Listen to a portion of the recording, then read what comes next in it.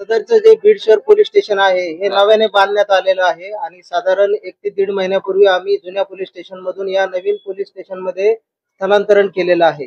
सदर police station मध्ये बऱ्याचशा ज्या पोलीस अधिकारी अंमलदारांसाठी ज्या बेसिक सुविधा आहेत त्या सुविधा सुद्धा अजून पुरवणं चालू आहे।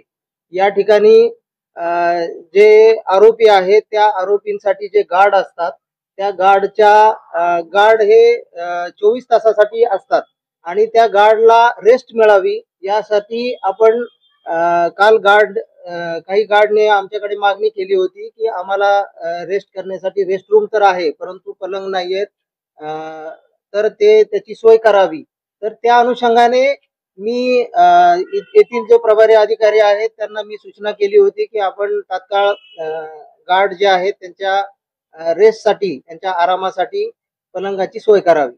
तर हे मुख्यालयातून शासकीय जे पलंग आहेत ते मुख्यालयातून आमच्या गार्डसाठी आम्ही इथे आणलेले आहेत। ट्विट देखील करण्यात आलेले आहेत। पलंग जे आलेले आहे त्याच्यावरती लिहिलेलं तर आहे बेड स्टिक असं कार्यालय असं ते त्याच्यावरती, पण आरोपी इथं आल्यानंतर ते पलंग का आले असाही प्रश्न उपस्थित केला राजकीय नेत्यांपुढे उपस्थित केला जातो। हा योगायोग आहे की मग हा निव्वळ योगायोग आहे।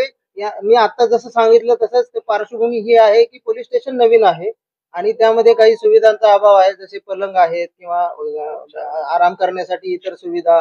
तर ते आपण जशी आपल्याला कर्मचाऱ्यांकडून जशी मागणी झालेली आहे त्याप्रमाणे आपण त्यांना पुरवणं हे आमचं वरिष्ठ अधिकारी म्हणून आमचं कर्तव्य आहे। सर, आरोपीची संख्या 5 आहे या ठिकाणी आलेले, त्यामुळे देखील या ठिकाणी संशय व्यक्त केला जातो की आरोपीसाठीच हे कुठं ना कुठं पलंग आहे। नाही हे चुकीचं आहे। आणखी काय एक इथं 5 पट आणले होते त्यामधला 1 पट मध्ये नेलेला आहे आणि 4 बाहेर कोणासाठी दिलेला आहे? आमचे एक आरटीपीसी रूम असते त्या रूम मध्ये इकडे बघून सर